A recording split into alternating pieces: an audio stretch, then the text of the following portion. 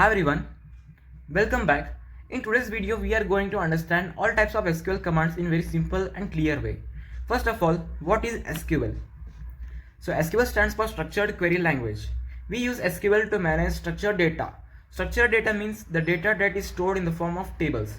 In databases, everything is stored in the tables. So to create those tables, modify them, insert data and control access, we use different types of SQL commands. So to create those SQL commands, there are mainly 5 types of commands. Number 1 is DDL, number 2 DML, number 3 DCL, number 4 TCL and Constraints. So first comes DDL, which stands for Data Definition Language. As the name suggests, it defines the structure of the database. Structures means the table. Before storing all the data, we must create a table.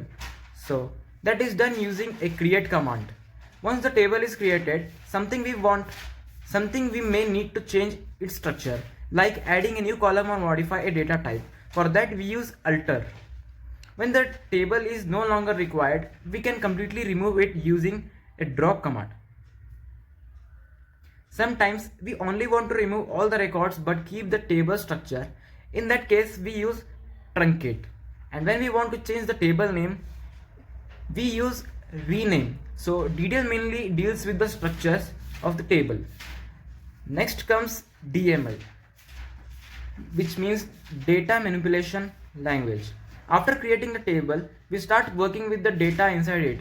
To add new record, we use insert. To view the data stored in the table, we use select.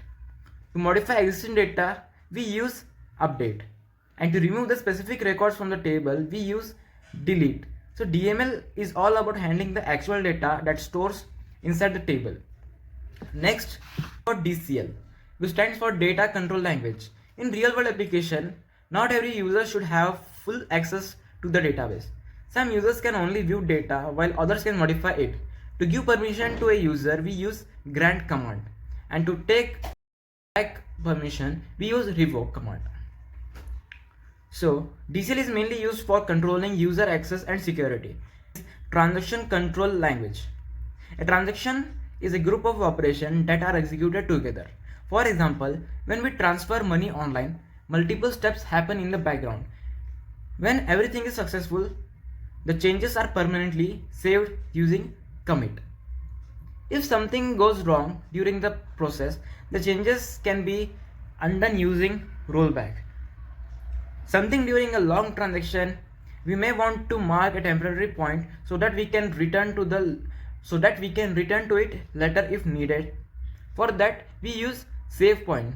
So TCL helps us manage transactions safely and properly. Finally, we have constraints.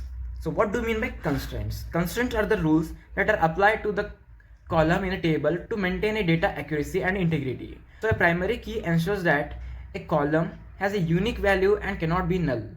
A foreign key is used to connect one table with another table. And the unique constraint prevents the duplicate values. Not null makes a column mandatory. Default assigns a value automatically when no values is given. Check ensures that the data satisfies a specific condition. These rules help us to maintain correct and reliable data in the database. So in the simple words, DDL works with structures, DML works with data, and DCL works with permission, TCL works with transaction, and constraints are the rules. Constraints are the rules applied to the database. So this classification is very important for exam, interview and practice database work.